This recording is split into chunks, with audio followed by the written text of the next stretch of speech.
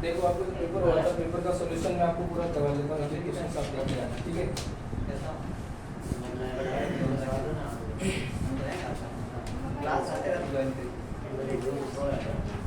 जो first question था उसमें डायरेक्शन से हमारे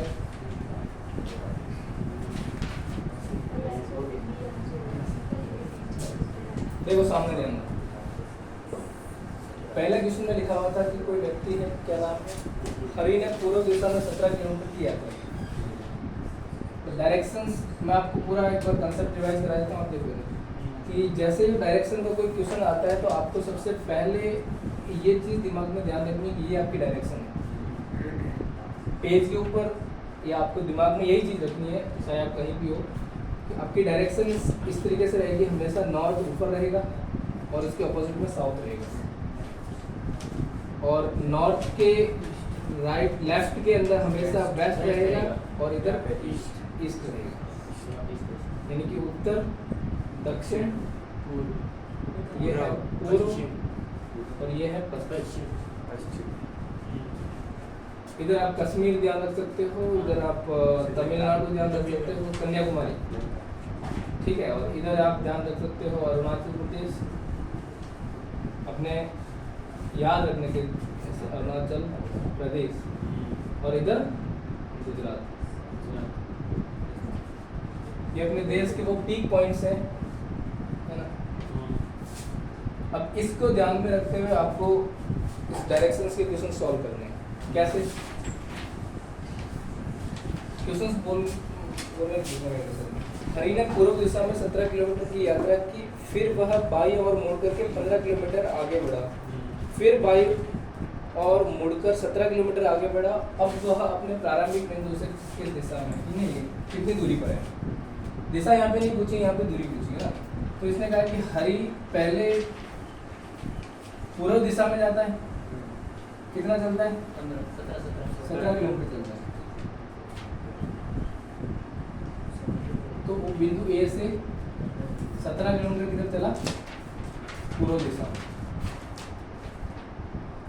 अब यहाँ से वो बाईं ओर मुड़ता है, तो बाईं ओर मतलब राइट एंड लेफ्ट, तो लेफ्ट किस तरफ, ऊपर की ओर जाएगा, कितना चलेगा, 15 किलोमीटर उसमें फिर से, और वापस से यहाँ से लेफ्ट और राइट, लेफ्ट चला तो किधर घुमा, लेफ्ट, कितना दूरी तय की इसने, 17 किलोमीटर, यानी यहाँ पे आ गया वो 17 यहाँ पे।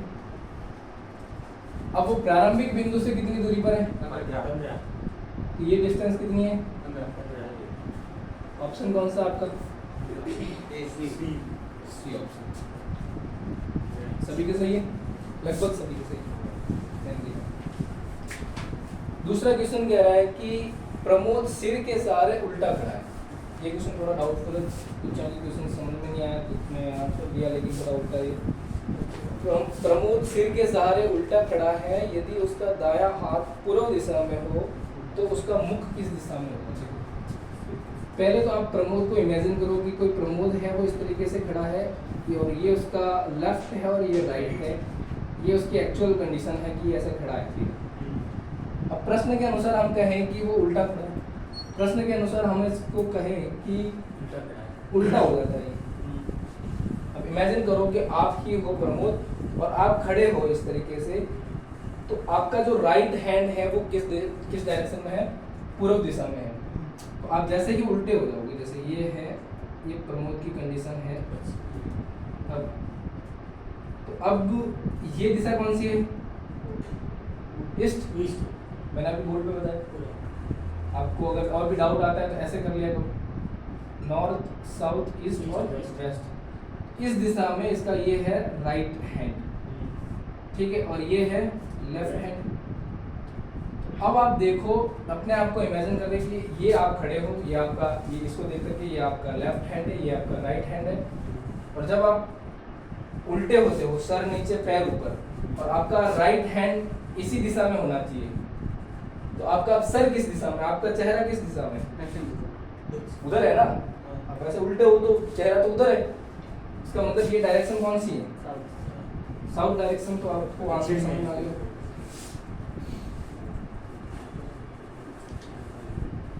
कईयों ने उत्तर दिशा में दिया तो थोड़ा सा करेक्ट करें। किसी सप्ताह का प्रथम दिन कौन सा होता है, ये तो सभी को पता है। मैंने उसमें बताया था कि सोमवार जो होता है वो कौन सा होता है, प्रथम दिन। कईयों को लगता है कि रविवार होता है, लेकिन रविवार नहीं होता। रविवार सप्ताह का अंतिम दिन होता है।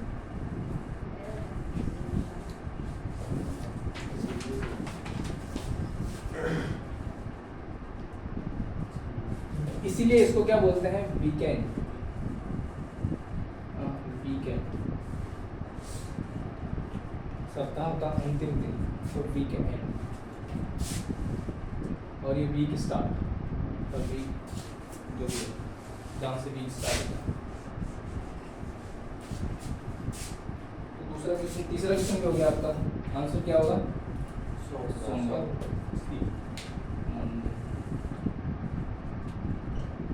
ऑप्शन कौन सा है, सी ऑप्शन। इसका कौन सा था, ए का ना। आने वाले, चलो कर लिए,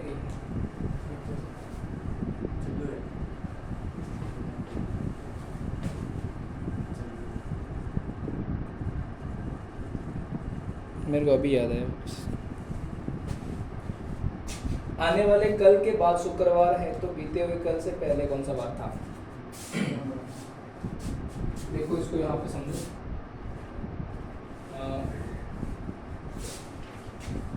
आज आप यहाँ पे खड़े हो, इसने बोला कि आने वाला कल, आने वाले कल बोला, आने वाले कल के बाद, आने वाले कल यानी कि ये के बाद में कौन सा बार है, शुक्रवार है। तो आज कौन, इससे पहले कौन सा बार रहा होगा, तो आज कौन सा बार है, बुधवार। अब देखो यानी आज बुधवार है, तो आने वाले कल के बाद इन्हें शुक्रवार है। तो बीते हुए कल से पहले कौन सा बार था, बीते हुए कल कौन सा रहेगा, ये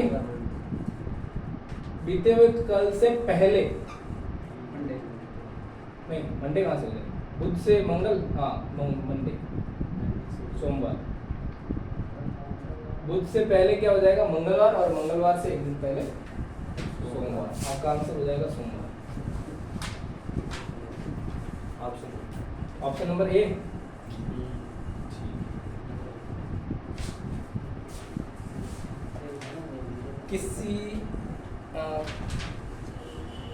किसी घड़ी में दोनों सुइयां प्रातः 9 बजे से दोपहर 2 बजे तक कुल कितनी बार अतिव्यापित होती है। मैंने आपको ओवरलैप वाली कंडीशन बताई थी, जिसमें बताया था कि 0 डिग्री का एंगल कब बनता है, या इसके आ सकता है अतिव्यापन, या आ सकता है ओवरलैप। ओवरलैप इंग्लिश के अंदर आता है, या फिर एक दूसरे के ऊपर समांगी बोलते, क्या बोलते हैं, संपाति, संपाति आ सकता है। तो इसने बोला है कि 9 AM से लेकर के 2 PM तक, कितना बोला, प्रातः 9 बजे से दोपहर 2 बजे तक। मैंने ये बताया था कि जब भी ओवरलैप करती हैं तो 1 घंटे में एक बार होता है, पूरे 12 घंटों में 11 बार, 12 से 1 के बीच में होता है। 12 से 1 के बीच में एक बार, मतलब 2 घंटों में एक ही बार होता है। तो आपको जो स्पेशल कंडीशन याद रखना, 2 घंटों में एक बार होता है, नहीं 1 घंटे में एक बार ही होता है। ओवरलैप वाली कंडीशन 1 घंटे में कितनी बार होती है, एक बार। यानी अतिव्यापन यानी कि वो कांटे के ऊपर कांटा आना। हाँ, जैसे कि मैंने क्या बताया था, ये है आवर का हैंड और ये है मिनट का हैंड। तो ये किस समय पर या कितनी बार, 1 घंटे में ये एक बार, ऐसा इनकी कंडीशन बनती है। हाँ, मैं तो अतिव्यापन का समझ से रहा, लेकिन ओवरलैप 0 डिग्री कब बनता है, जैसे इनके बीच में कितना डिग्री का एंगल है, 90 डिग्री है ना। अब ये अब इन दोनों के बीच में कितना डिग्री बताएगा गोपाल, अब क्या कंडीशन है, 0 डिग्री। और अगर अब ये मैं कहूँ तो 180 डिग्री, समझ में आ रही है ना, 180, हाँ 180 भी है। तो ये जो ओवरलैप वाली कंडीशन है 1 घंटे में एक बार होती है, 12 घंटे में ये 11 बार ही होती है। क्यों होती है, क्योंकि 12 से 1 के बीच में ये 2 घंटे, और 2 घंटे से 2 घंटे में एक ही बार ऐसा होता है।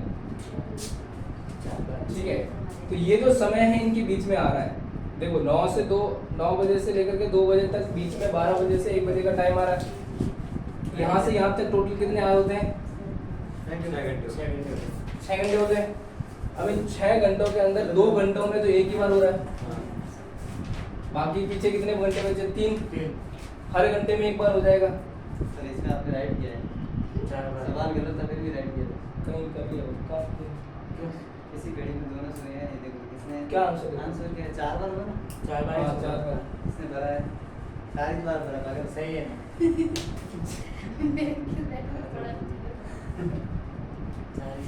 आंसर इसका 4 ही तो आएगा। पीछे देखो टोटल कितने घंटे हो रहे हैं? इसे ये कह रहे मैंने गलत भरा, सर ने राइट कर दिया। मैंने कहा ये नहीं हो सकता। 1 मिनट रुको।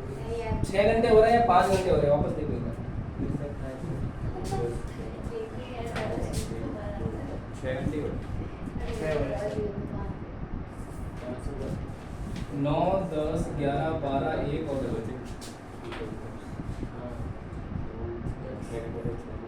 1, 2 और 3। 5 घंटे हो रहे हैं, 6 घंटे कहाँ से हो जाएंगे? देखो 9 से 10, 10 से 11 और 11 से 12, 12 से 1 और 1 से 2, तो टोटल कितने घंटे हो रहे हैं? 1, 2, 3, 4 और 5।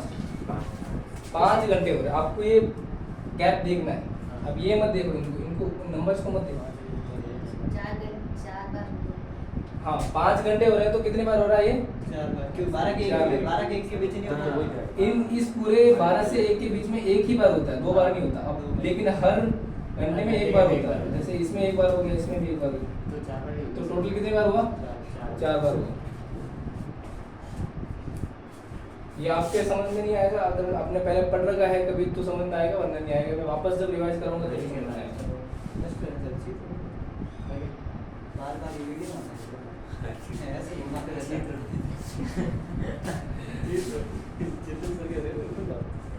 ये बोल रहा है।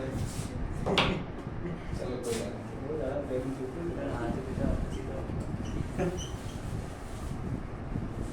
मान दिया। अगला प्रश्न क्या है? पैंट का कोड दे रखा है, शर्ट का कोड दे रखा है, तो आपको बताना है हेयर का कोड क्या होगा। ये तो बहुत सिंपल है। इससे सिंपल है, बहुत सिंपल है ना। इससे सिंपल सवाल है। किया आपने? सही हो गया। ये कैसे होगा? देखो जो इसमें कोड दे रखे हैं, इसमें जो भी लेटर दे रखे हैं उन्हीं का कोड दे रखा है। मतलब कि जैसे पैंट दिया हुआ है, तो इसने जो नंबर दिए ना 6, क्या नंबर है? 63,257। तो इसके P का 6 नंबर है, A का 3 नंबर है, I को 2 दिया है, N को। ये अपना लॉजिक, इस पे कोई लॉजिक नहीं है कि इसको P को 6 क्यों दिया है, इसमें कोई लॉजिक नहीं। लेकिन यहाँ लॉजिक ये है कि P को हमने 6 बोला है एक स्पेशल कोड में। ये कैसे पता लगा मेरे को? ये पता लगता है जब मैं शर्ट को देखता हूँ तब, यानी कि एक कोड दे रखा है और इसका डी कोड मेरे को क्या दे रखा है? नंबर्स के अंदर, ठीक है। तो अब जो दूसरा कोड दे रखा है मेरे को शर्ट, उस शर्ट का कोड दे रखा है 15,297।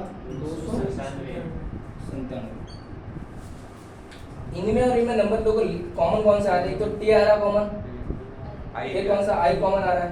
तो इनमें जो कॉमन नंबर है उनका नंबर सेम है, और इससे मेरे को पता लगता है कि जो नंबर दे रखे हैं, जो डी कोड इनको दे रखा है वो क्या है, इनको एक ऐसे नंबर दे रखा है, इनका नाम एक ऐसे दिखा रखा है। तो मेरे को बस ये बताना है कि इनके हेयर, ये जो लेटर है ये सारे लेटर इन्हीं नंबर्स के में से उठाए गए हैं।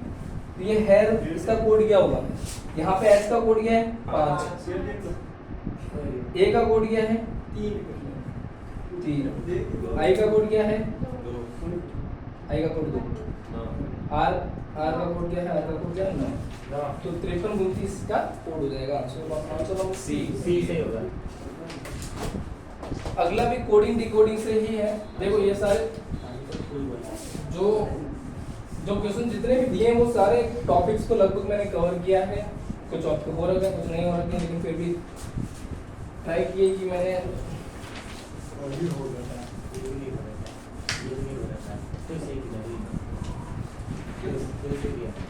कौन सा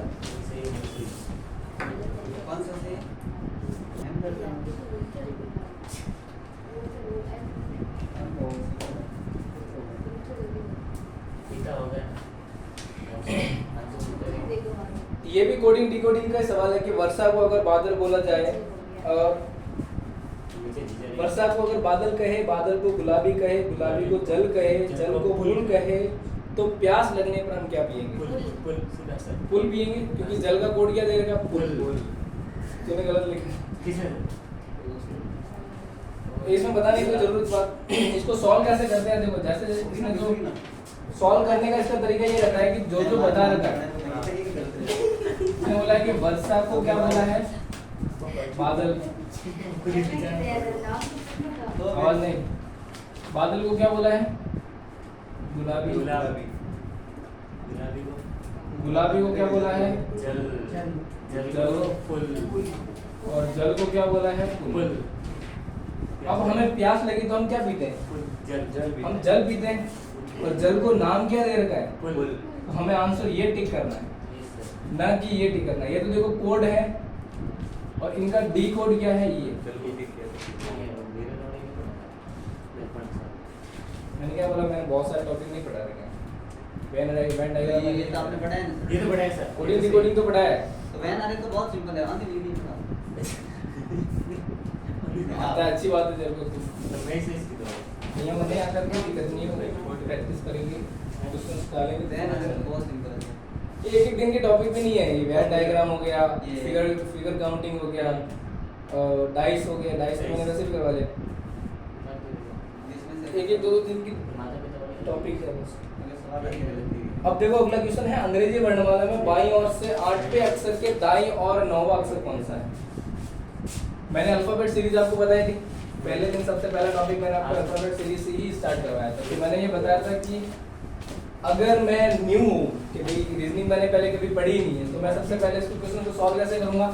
पहले तो मैं ABCD लिखूंगा। मैं यूज किया। मैं ये पहले पढ़ दिया। पहले भी तो ओके पहला काम मेरा ये रहेगा, मैंने कभी रीजनिंग पढ़ी नहीं है, मुझे पता ही नहीं रीजनिंग के अंदर क्वेश्चन सॉल्व कैसे करते हैं। तो तरीका मेरा ये रहेगा कि हाँ पहले ABCD है तो 8वां अक्षर बोला है, तो मैं कहूँगा ABCDEF 1 2 3 4 5 6 7 8। अब इसके दाईं ओर पूछ रहा है, तो इसके दाईं ओर कौन सा होगा? ये लेफ्ट है, ये राइट है, तो इसके मैं दाईं ओर चलूंगा कि कौन से अक्षर 9वां?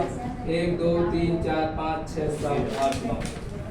इनकी यहाँ पे पहुँच रहे हैं, ये वाला आंसर है। अब इतना करने में तुम्हें टाइम लग जाएगा लगभग एक मिनट का, लगभग 1 मिनट, है ना?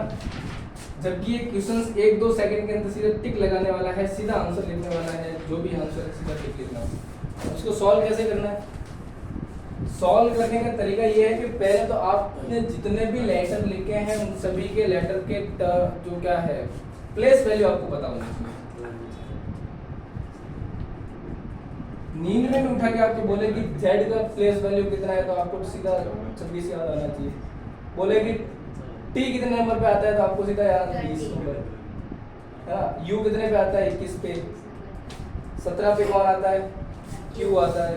S 19 पे आता है। X 24 पे आता है।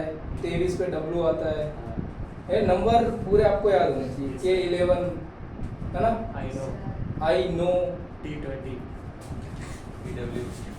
आपको मैं ब्रीफ में मैं ये बता देता हूँ। देखो A का मतलब A1, ये तो पढ़ा है A1। B2 कोई भी चीज होती है A1 होती है, C3 है ना? फर्स्ट नंबर पे होती है तो यह A1 है। B का मतलब या तो आप बॉय से ले लो, मैं ये बॉय इसलिए बता रहा हूँ क्योंकि ये 2 जगह काम आएगा। सर B एक तो Y B का ऑपोजिट नंबर होता है, और बॉय के अंदर B आता है मतलब 2 नंबर पे आता है। कॉक्स ये है कॉक्स। अभी इसका ऑपोजिट नंबर कौन सा होता है? C, मतलब ये 3 नंबर पे आता है, और ऑपोजिट इसका क्या है? 24 X पे आता है। ये हो गया D। वो ऑपोजिट नंबर के वो जो आप बता रहे हो वो DW, ये सर ऑपोजिट नंबर के जो है वो तुम्हें क्रमांक याद करना है। आपको क्रमांक याद करना है। ये सर जैसे को I know, किंग्स 11, 12 बजे लंच होता है तो ये आपको याद रखना है। M का मतलब क्या होता है? 13 एन का 14 13 14 ये दोनों M 5 13 दोनों ऑपोजिट होते हैं।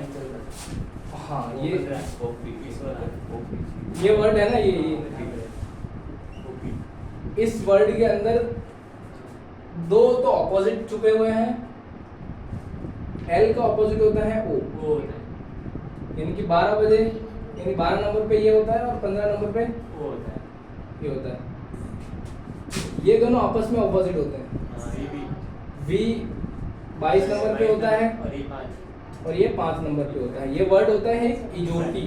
इजोटी आपको ये ध्यान रखना है 5, 10, 15, 20 और 25। ठीक है, कंटिन्यू नंबर आता है। बाकी T20 होता है। T20 तो आपने मैच चलते ही इनसे पता लग जाएगा। यस सर बाकी सब बताएंगे बाकी सब एक युवा कितने, हाँ आपको तो बताया, लेकिन ये जो 21 युवा कितने साल पे होता है? कोई भी बंदा होता है 21 साल पे होगा। ठीक है बात है। और जब वो युवा होगा तो उसकी क्या होगी फिर? विवाह। मतलब पहले तो युवा होगा, फिर उसका विवाह होगा, फिर वाइफ आएगी, फिर सत्यानाश क्रॉस। यहाँ से आप अपनी लाइफ की स्टोरी यहाँ से बना सकते हो कि 21 साल होने के बाद में तो फिर सत्यानाश ही स्टार्ट होता है। लाइफ भी मजे लेती है और वाइफ भी मजे ये XYZ होता है। है। XYZ होता है। सारी प्लेस वैल्यू याद है। तो जो पूछा जा रहा है कि अल्फाबेट तो राइट से पूछा जा रहा है, राइट टू लेफ्ट, सॉरी जैसे लेफ्ट और राइट है, लेफ्ट से राइट पूछा जा रहा है तो मतलब सीधी अल्फाबेट में पूछा जा रहा है, और राइट टू लेफ्ट पूछा जा रहा है तो मतलब उल्टी अल्फाबेट, जेड से जेड। अगर ये वाली कंडीशन है मतलब जेड से ए की ओर पूछा जा रहा है, ये वाली कंडीशन है तो ए से जेड की ओर पूछा जा रहा है। अब इस कंडीशन में करना क्या है आपको, जो दे रखा है ना कि 8वें नंबर पर, तो 8वें नंबर के दाईं ओर अगर पूछा जा रहा है यानी तो आपको जो अगला नंबर है सीधा ऐड करना है, और जो नंबर आ रहा है उसको आंसर सीधे लिखना है और टिक करना है। दोनों विपरीत दिशा में जोड़ना है। दोनों अगर ऑपोजिट डायरेक्शन है तो, जैसे अगर बायां दे रखा है और फिर दायां दिया है और सेम रीजन में तो दोनों को ऐड करना है, बायां दायां ऐड करना है। दायां दिया है और बायां पूछा है, अगर दाएं से पूछेगा तो ऑब्वियसली बात है इधर से पूछेगा कि दाएं से कितने नंबर पर, कोई भी नंबर दे दिया मान लो 10वें नंबर पर, तो दाएं से मतलब जेड से 10वें नंबर पर कोई नंबर होगा, ये 10वें नंबर पर है, के बाएं 10वें नंबर के, अब 10वें नंबर पे कोई भी लेटर है इसके बाएं, इसका बाएं कौन सा होगा, ये मतलब वापस पीछे आना पड़ रहा है तो हमें क्या करना पड़ेगा, ऐड करना पड़ेगा। नहीं सर आप भी डायरेक्ट कर दो ना 8 9 सर नहीं नहीं, आप जब सब मैंने हाथ से पूरा किया ये हाथ से नहीं होता है। मैं ये कह रहा हूँ कि आपको जब उल्टा अक्सर पूछा जाता है ना, एबीसीडी के अंदर जैसे एबीसीडी उल्टी कर रखी है, आपको हां से अभी ए टू जेड तो पूछ लिया, आपने क्या करना है सीधा बताना कि जोड़ना उनको। हां लेकिन जब उल्टा कर रखा है कि जेड से ए की ओर पूछ लिया आपने आपसे, तो जो भी आपने ऐड किया है या घटाया तो उनको 27 में से घटाना है जो भी नंबर है, प्लस माइनस तब आपका सही से नंबर आएगा। ठीक है, ये है सिंगल अरे यार बात है इसको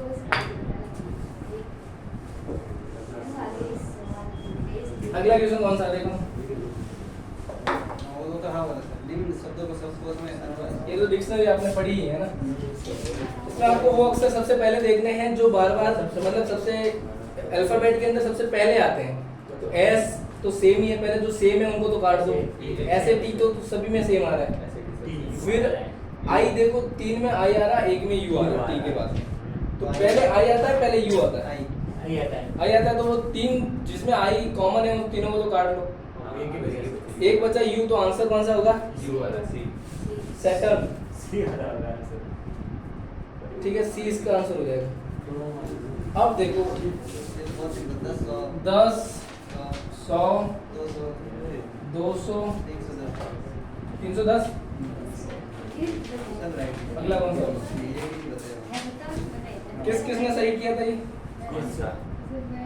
आप 430 आएगा। सही है आपका? सही था सर।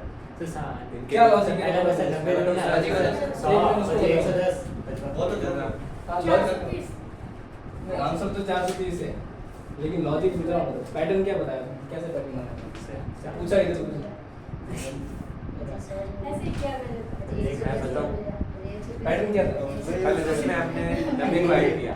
हाँ पहले 90 को ऐड किया, फिर 100 में 100 को ऐड किया। 100 में 100 को ऐड किया, अब 200 में 200 में 110 को ऐड किया। मतलब आपकी सीरीज के अंदर 10 प्लस 10 चल रहा हाँ है, सही वही 10 प्लस 10 है ना? Yes sir. 210 ऐड किया, ये मैंने बड़ा याद है तो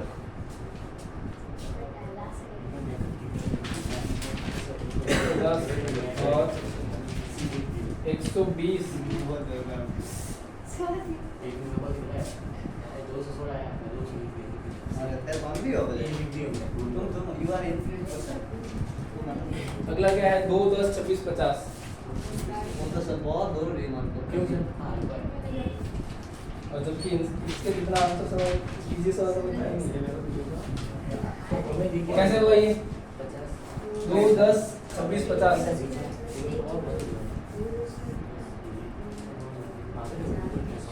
कैसे किया? किया था? मैंने क्या बताया था कि एक तो होते हैं सम नंबर, एक होते हैं विषम नंबर। यहाँ पे आपको ध्यान देना है गोपाल, इधर देख, दो जो होते हैं पहले तो इन नंबर्स को देख करके ये लग रहा है कि ये नंबर जो है, हाँ 8 और टेबल आ रहे हैं टेबल है ही नहीं, कि किसका टेबल है? सर पहले देखो 8 जोड़ियां, बाद में से 16 जोड़ियां, बस 24, बाद में 36 सर, सीधो सीधो रेडियन सर। एक सर सीधा 8 24 24 4 32 सर 32 जोड़ो में ऐसी रही सर। और सर ऑफ नहीं करियो सर अच्छी बात है कि इसने एक चीज सरल नया पैटर्न मतलब निकाला है। लेकिन दूसरा पैटर्न और बताता हूँ, इसमें एक पैटर्न और चल रहा है जिसको हम बोलते हैं विषम संख्याओं का स्क्वायर या सवाल क्या सर दिमाग सही है डायरेक्ट कर दियो सवाल ही दिमाग बहुत अच्छी सर गणित टीचर अगर उत्तर तो मेरा सवाल ही दिमाग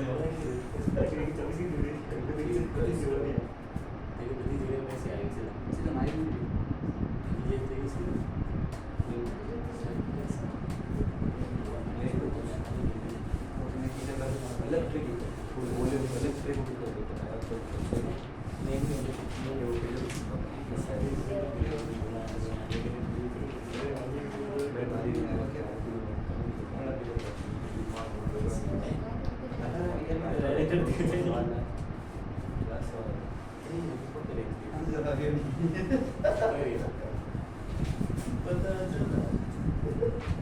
आंसर ढूंढने जा रही राइट है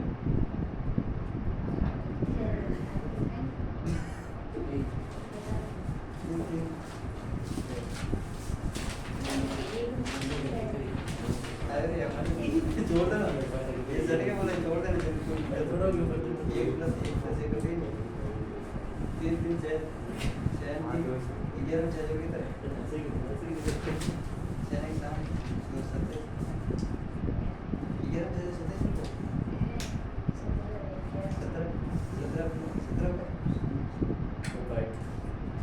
आगे 29 आंसर राइट है हमारा हाँ राइट सर तो ठीक है मेरा तो अपन अगर उड़े देखो इधर, पर राइट है 1 का स्क्वायर प्लस 1 इसको लिख सकता हूँ मैं। 2 को क्या लिख सकता हूँ? 1 का स्क्वायर प्लस 1। 10 को क्या लिख सकता हूँ? 2 का स्क्वायर प्लस 2 का स्क्वायर 8 है सर 2 का स्क्वायर प्लस 2 का 8 होता है सर क्यूब है सर क्यूब है सर 2 का क्यूब ले सर ये क्यूब सर आगे नहीं होता है, सर आगे नहीं सर 2 प्लस 2 का क्यूब आगे कतरा है आगे कतरा है सर, आगे कतरा है आगे power है सर सर। 2 प्लस 2 का 23 प्लस 3 होगा फिर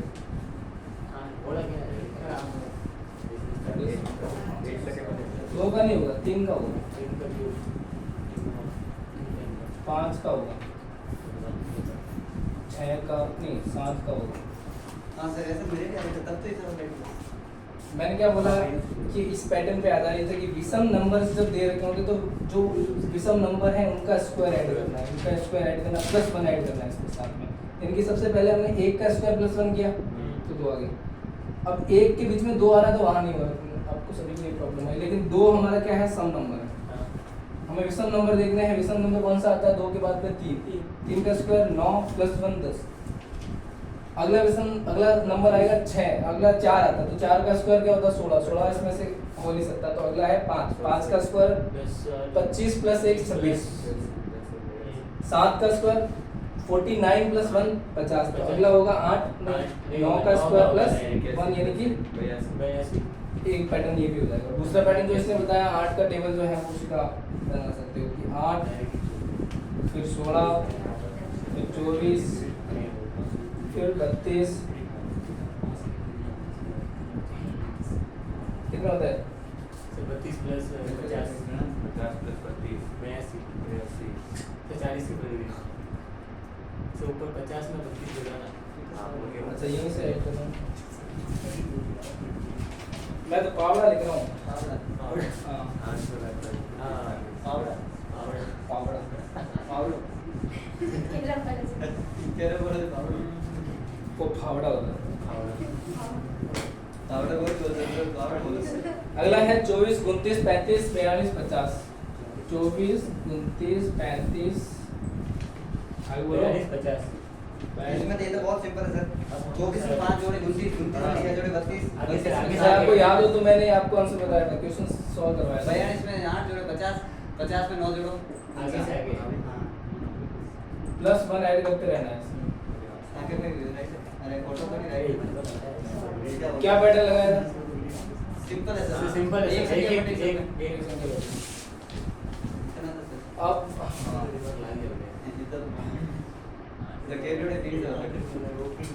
ये भी सिंपल है सर इसके जितना सिंपल तो मेरे को लगता है आंसर क्वेश्चन होगा, क्योंकि सर ये सब है ना ये क्या समझ है में आ रहा है स्क्वायर है। से 122। उससे पहले वाला समझ में आया था, ये समझ में आ रहा था, तो इधर को भी है नीचे वाला समझ में आया था, मैंने पहले से बताया कैसे आगे बोल कोई नहीं सर अब देखो इसमें क्या होगा, 121 के अंदर 121 किसका स्क्वायर है, 11 ये मतलब कंटिन्यू कॉन्सेक्यूटिव स्क्वायर उत्तर तो मिल गया लेकिन मुझे ये नहीं पता चला कि स्क्वायर किसके किसके है उत्तर तो मुझे पता है 225 हाँ है सर, लेकिन स्क्वायर पता नहीं है फिर मैंने कहा देखो उत्तर इसलिए पता है क्योंकि ये कंटिन्यू स्क्वायर दिया हाँ है। सर आगे से आगे वही चलते तो। इसलिए अगर सर। मैं पैटर्न्स में भी स्क्वायर के अंदर भी चेंज कर लेता ना तेरे तो आंसर बढ़ जाता। कहीं ना कहीं भगवान सामने देखता है चलो अच्छी बात है, तेरा आंसर अच्छा आ गया। 15 का स्क्वायर कितना आपको 200 225 होगा ना, ऐड है। देखो अगला क्वेश्चन है 8 27 64 125, 27 64 125। अब ये तो स्क्वायर के बेस पर था, ये किसके बेस पर है, क्या बता क्यूब क्यूब के बीच में नहीं है। 2 का क्यूब 3 का क्यूब 4 का क्यूब 5 का क्यूब 6 का क्यूब हाँ हां सर हां 2 का 2 गुना 3 का 3 2 नहीं 8 नहीं दे दो का क्यूब दो ने क्यों दे यार? सॉरी यूज है सर 2 नहीं 4 है। 2 का क्यूब अच्छा 3 का क्यूब 4 का क्यूब 4 का क्यूब 5 का क्यूब 5 का क्यूब, अगला कौन सा होगा 6 का क्यूब है 216। 216। Yes, sir. समझ में आया? Yes, sir. सही था आंसर है, क्यूब है सही लिखा ही नहीं था मैंने। 2 दुनिया क्यूब लिखा ही नहीं आया तीन बार पूरा पहले क्यूब समझता है? मैंने लिखा ही था ना, गण और गणांतर के उससे पहले मैंने इसे बेस पे क्वेश्चन भी बताए थे।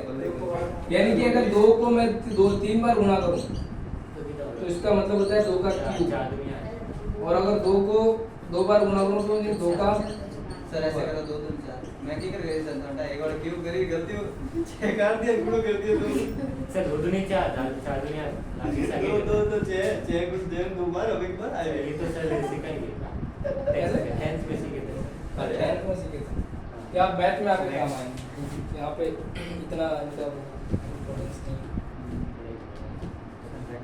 दे ले तो सर नेक्स्ट ऐसा पूछ रहे सर मैं दिखा नहीं रहा था उसको। एक्चुअली क्या है सर अभी ऐसा इसमें पता चलता है कि हाथ से साफ कर रहे ये हैं सर ने घड़ी कर दी चले कई बार डस्टर ने हाथ से मान लिया। सर मान लेते डस्टर है मेरे हाथ में एक गाल मारी होगी मान लिया गाल मान लो यहाँ पे एक्स है let there is a duster in my hand. खाना खा रहे हैं। मान लीजिए कि दाल है हाँ, अगला क्वेश्चन है कि 1 3 6 11 और 18 18 है ना? हाँ सर 1 3 6 11 18 ये क्वेश्चंस सर वो तो वो वही सर मैं को आपने दिया ना पता होगा इसको। 11 17 जोड़ते 29 मैं बताऊँ सर राइट बीच वाला मिला ही नहीं सर है ना विषम संख्या को ऐड करना है, जैसे कि 1 और 3 के बीच में ना 1 का डिफरेंस है, हाँ। फिर 3 और 6 के बीच में 3 का चलो डिफरेंस आपका अपना अपना पैटर्न बता, आपने क्या बताया मैंने पहले? क्या कि सर आगे वाली संख्या सब छोड़ दी 11 और 18 काउंट कर दी मतलब तूने तुक्का लगाया सीधा।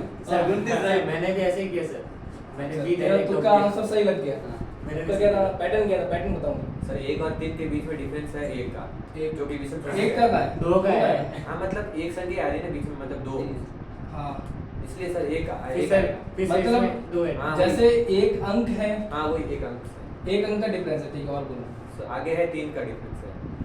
तो इसमें भी तो ऐसे तो दो अंक का ही डिफरेंस हाँ, है। दो। दो का ऐसे है। अगर इसके अंदर देखो तो मैं चार, चार अंक का ही, 4 अंक का तो ये चार का है। 3 7 8 9 दस, 10 चार 4 का अंक का ही डिफरेंस है। और इसमें तो इसमें- पैटर्न बन ही नहीं रहा मेरे हाँ। हाथ देख। ठोकी की दो तो सही की दो कुल सर मिला के 18 11 किया था।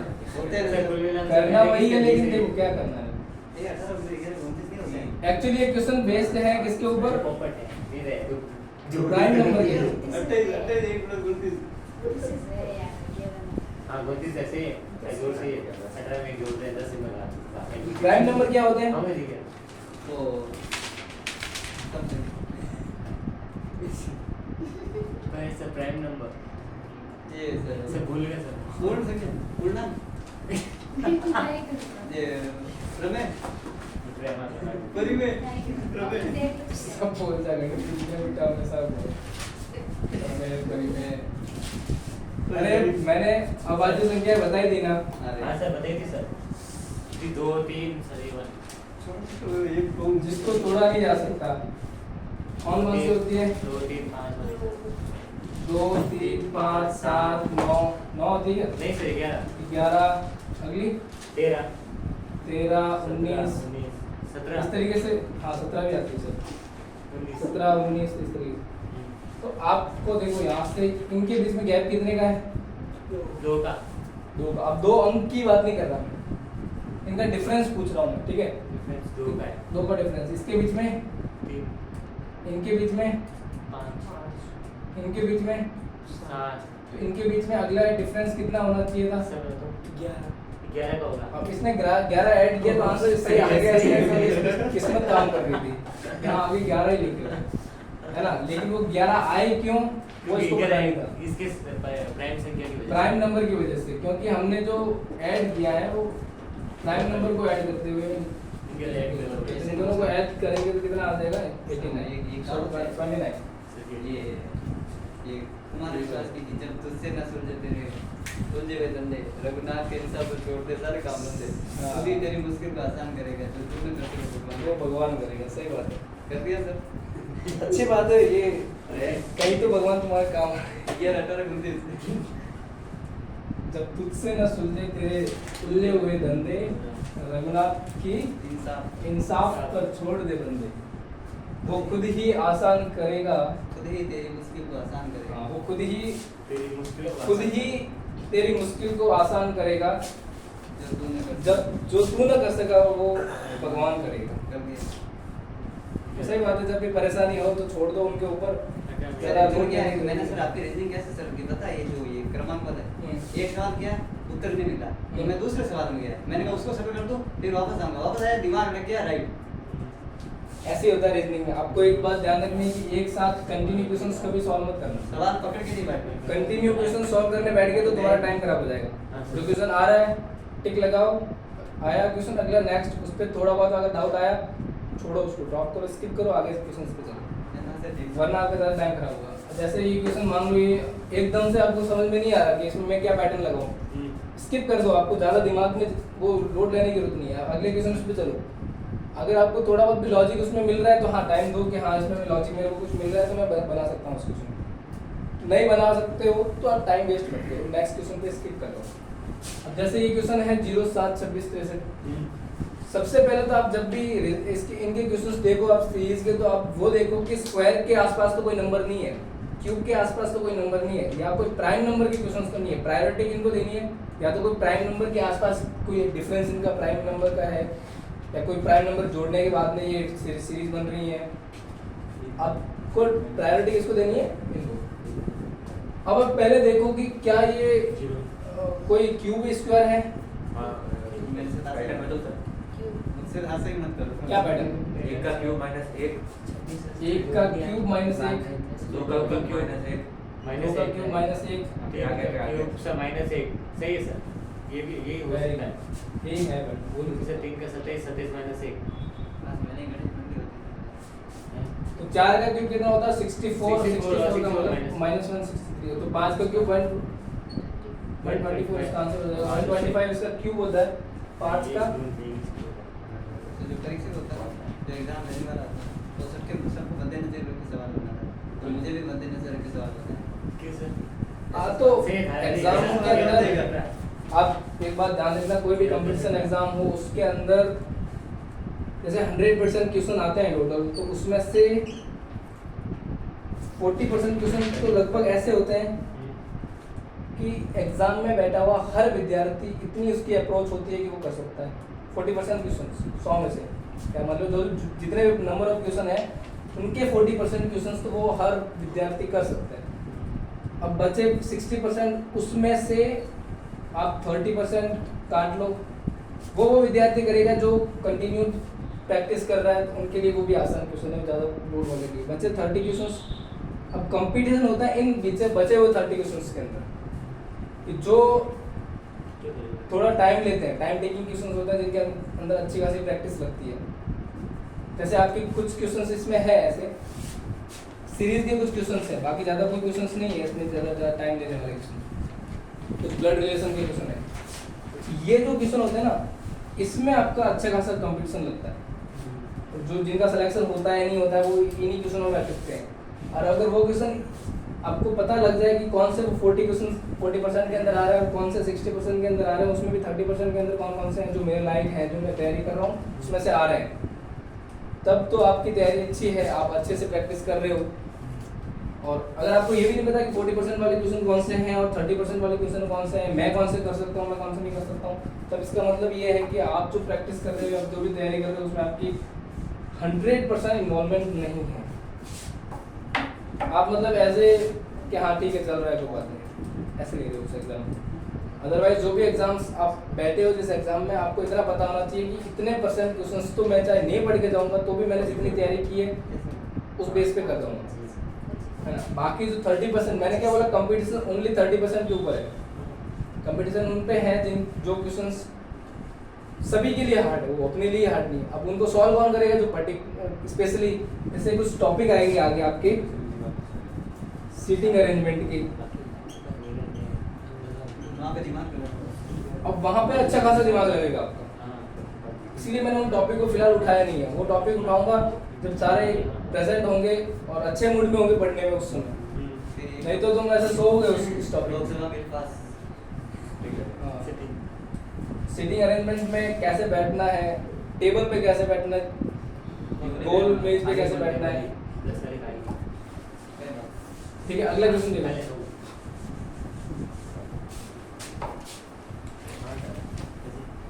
अब भोजन, दही, चम्मच, इसमें तो बहुत सिंपल है। हाँ, सर। दिक्कत वाली बात भोजन ही है। खाने दही जो होता है वही भोजन होता है, चम्मच तो एक अलग ही स्टील का बना होता है। इसमें कोई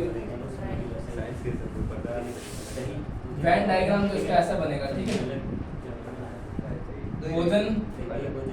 भोजन के अंदर कौन सा आता है? दही, और ये अलग से होता है चिमचियो। स्पून। सर एक बार बोलो चिमचियो। थोड़ी इज्जत दो इसको, स्पून बोलो। सर एक बार बोलो चिमचियो। दिए गए गणों में से 3 के विपरीत का फल कौन सा है? अब देखो मैंने आपको जब डाइस पढ़ाया था तो मैंने क्या बताया था कि दो नियम बताए थे। दो नियम कौन कौन से बताए थे आप लोगों ने पढ़ाया था।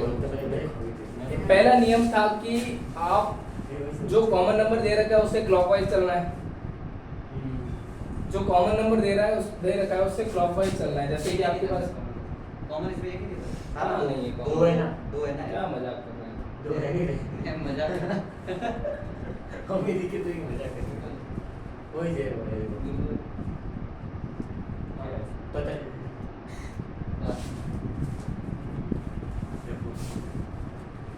तीन दो सर मैं तो कोई ब्लॉक वाइज चला कोई एंटी डायरेक्ट मैं से डायरेक्ट ओके डायरेक्ट कैसे करता है? तो मैं डायरेक्ट 5 लगाया सही देखो।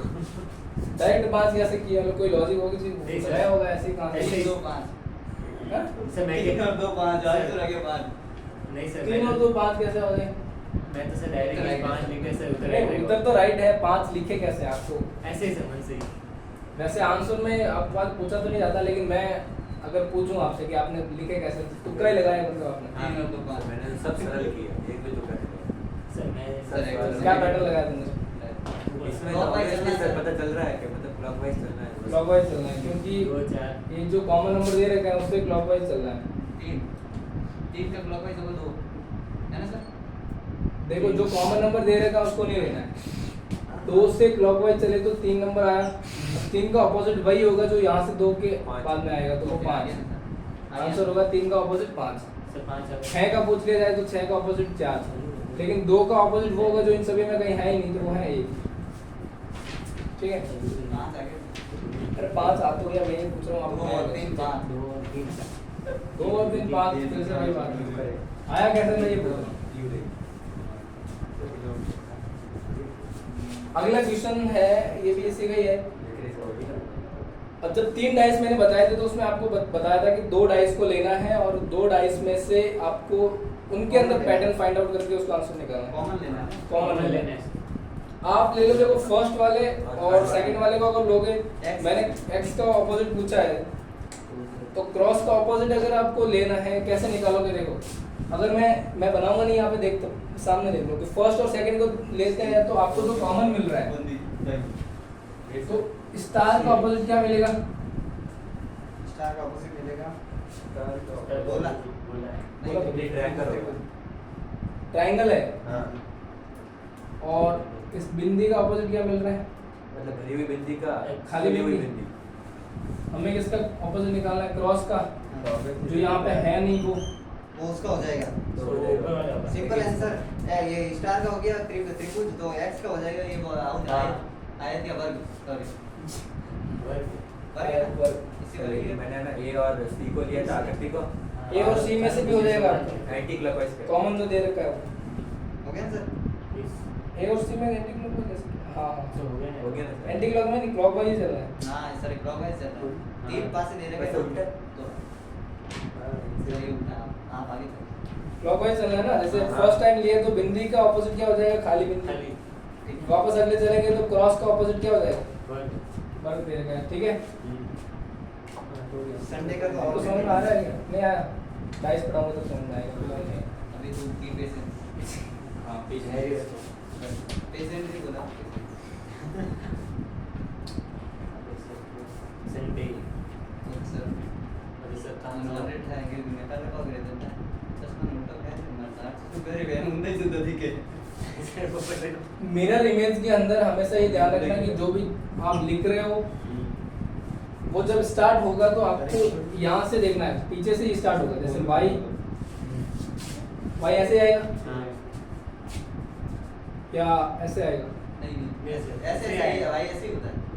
वो मैंने लिखा है, जैसे लिखा है वैसे तो कम से कम उसका तो सही कर। अगर मैंने ऐसे लिखा होता तो कोई दिक्कत नहीं होगी। चलो ठीक है, आपकी दुविधा तो अलग ही चलो। कितनी रीति करनी आएगी ये ऐसे कैसे आएगा? ये नट ए भी जैसे जैसे वैसे आएगा उसको भी सही लिख लेता हूँ, आपकी उसकी भी नहीं लिख सर लेता आप ये ऐसे छोटी स्मॉल लेटर देखो सर। हूँ। अब डी को लिखेंगे तो डी कैसे आएगा? वो इधर उधर इसका मुंह इधर है, हां इसका कांच में देखेंगे तो कैसे हो जाएगा? मैं कांच में ऐसे दिखेगा? नहीं सर इधर होगा ना, इधर होगा मुंह सर। कांच में दिखेंगे तो ऐसा हाँ, हो जाएगा। ठीक है? एन ऐसा हो जाएगा। उल्टा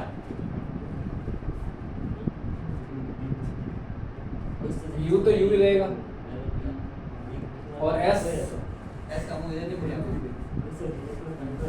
अब ये कौन सा ऑप्शन है आपको दिख रहा है वो? एक्चुअली कैसे है ना, अगर आप इसको ना एक वर्ड बिग लेटर का एक वर्ड स्मॉल लेटर का क्या होता है ना, तो ये सवाल बहुत ही हार्ड हो गया। हार्ड फिर करने वो में- डिपेंड करता है फिर आपके ऑप्शन कैसे हैं। हाँ हार्ड तो नहीं होता अगर मैं ऑप्शन ही ऐसे डालता कि चीज एक ही ऑप्शन। अब ऐसे क्वेश्चन आपको ऑप्शन से ही सॉल्व करने हैं, आपको ऐसे लेके नहीं बैठना है क्वेश्चन को।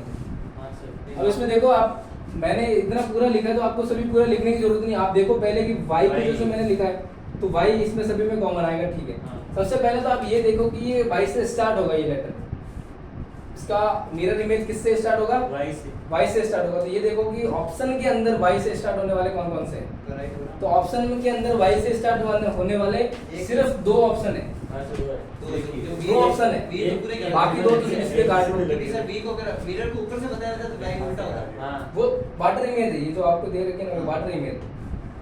तो जो फर्स्ट ऑप्शन है वो आपको y से स्टार्ट हो रहा है और सी वाला ऑप्शन है वो कौन सा है? y से स्टार्ट हो रहा है। बाकी तो सीधे सीधे दो ऑप्शन कट गए। अभी आपको दो ऑप्शन में से एक बताना है, तो ज्यादा आसान कौन सा है? दो में से एक बताना। अब देखो अगला है a। तो आपने जब a बताया, a की मिरर इमेज सेम a जैसी होती है, मिरर इमेज की बात कर रहा हूँ, ठीक है। पकड़ के ऐसे घुमाओ तो एक नहीं। अगर वाटर इमेज की बात करता तो देखो ऐसे कि जब भी ऐसा कोई दे रखा है तो इसका मतलब है वाटर इमेज। अब इसका ऑपोजिट मैं नीचे से देखूंगा तो ऐसा दिखेगा मेरे हाँ लाइन। को ए। सॉरी कोई बात नहीं।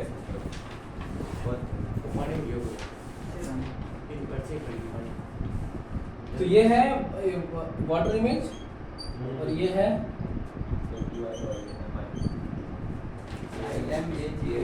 ए जी होगा। कोई बात नहीं, समझ गया ना। भावनाओं पे जाएगा, शब्दों पे जा रहा है। आज वो अरे वो क्या सिंपैथी मैं वर्ड मत जानो मतलब जैसे बोले नहीं कुछ लिखो बोर्ड में नहीं सारे विभाग बना दिए उसको। अच्छा सारे सुधरने नहीं था मैंने जिधर ऐसा नोट बेस्ट टाइम।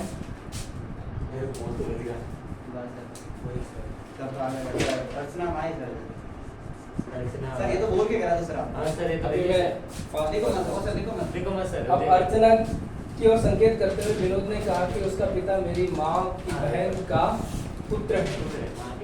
तो अर्चना का अर्चना है। अब विनोद ने ये इसकी ओर इशारा किया और कहा कि इसका जो पिता है, इसका पिता कौन सा होगा? इसका पिता मैंने मान लिया ये है इसका पिता। क्या मैं इसको नीचे ही लिखता हूँ? मैं पहले से इसको नीचे लिख के चलता हूँ क्योंकि ये है जो अर्चना का पिता है। ये लिख लेता हूँ, ठीक है। अर्चना के जो पिताजी हैं वो विनोद के क्या है? माँ के बहन के पुत्र। इसकी माँ कौन सी होगी? ये विनोद की माँ जो है इसकी बहन का पुत्र है ये, ठीक है। यानी कि इनकी मौसी का लड़का है, मतलब दोनों क्या है आपस में? दोनों भाई है। अब ये दोनों भाई हैं तो ये इसकी क्या होगी? सिंपल बात है, मतलब ज्यादा बोलने वाली बात नहीं। एक्स वाई का भाई है, वाई जेड की पत्नी है। एक्स वाई का भाई है तो मतलब एक्स कौन से है? वाई। वाई किसकी पत्नी है?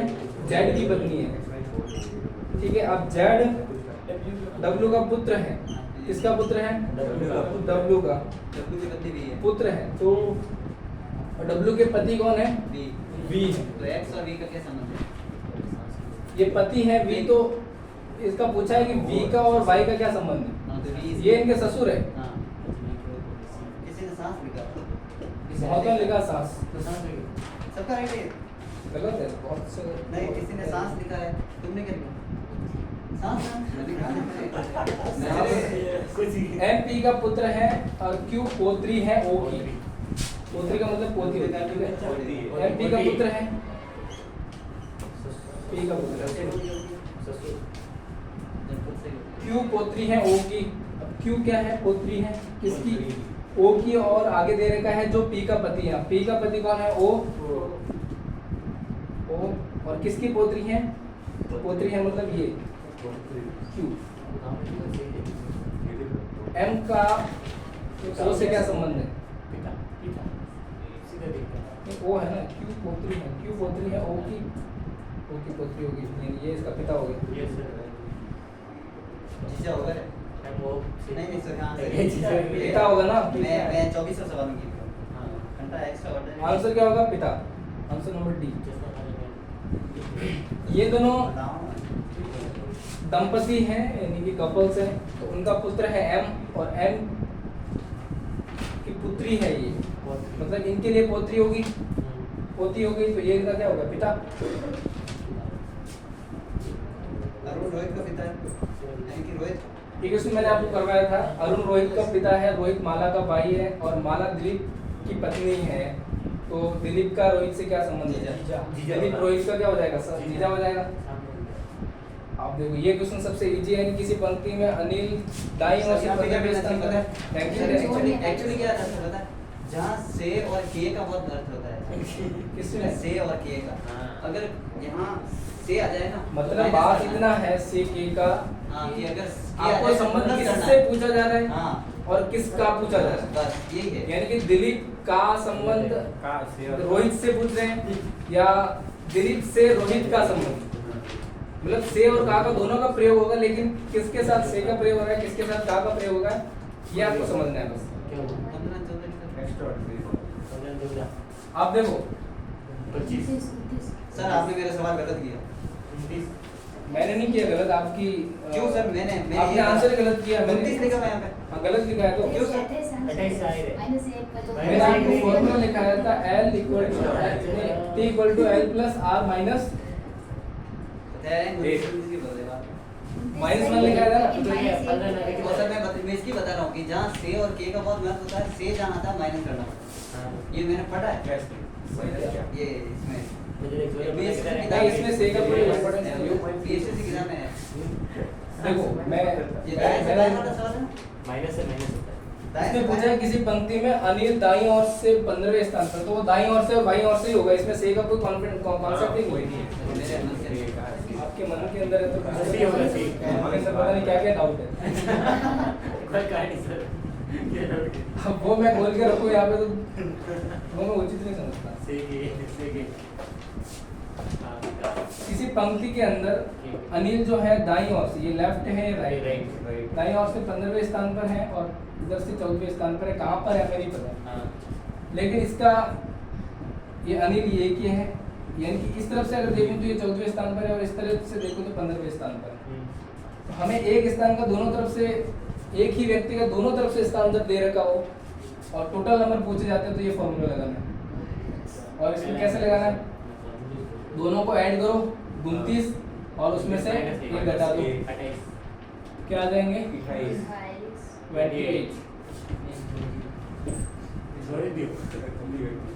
लास्ट में 30 में 29।